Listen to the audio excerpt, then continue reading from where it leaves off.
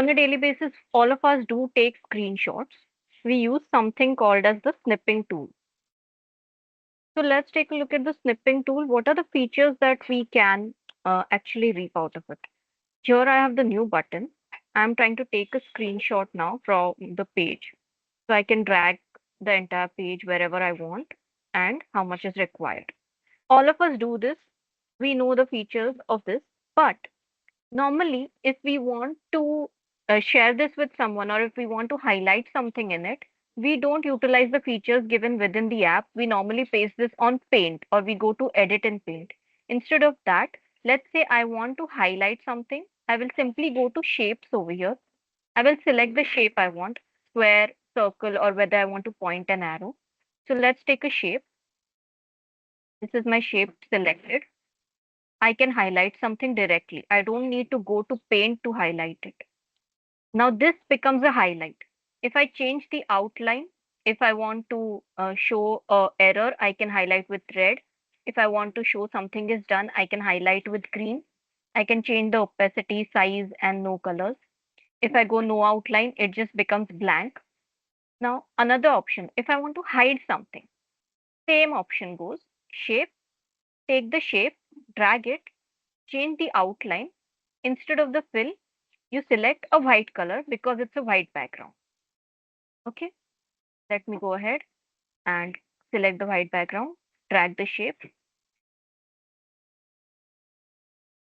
fill should be white, and the opacity should be as much as it can.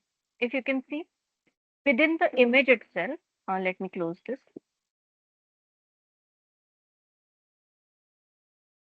One second. Yeah, once I select the opacity, here we go.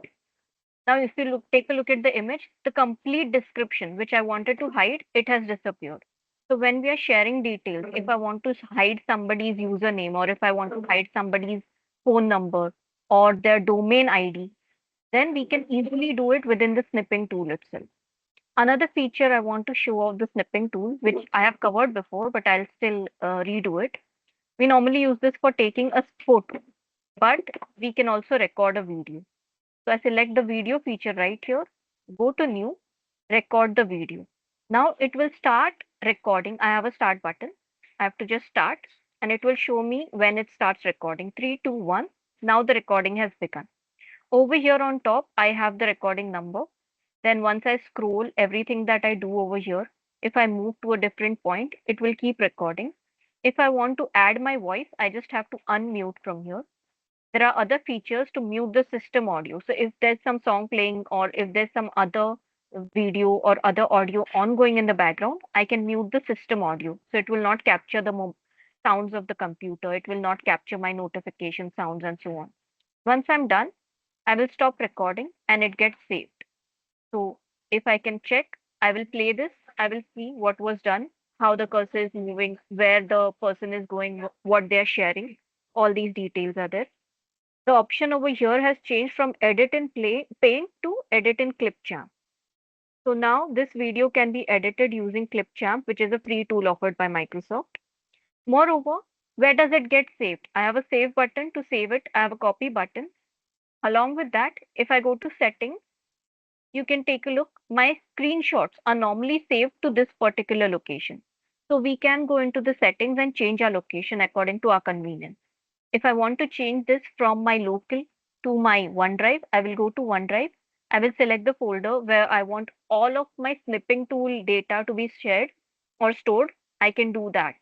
So these are the features that we have within the app.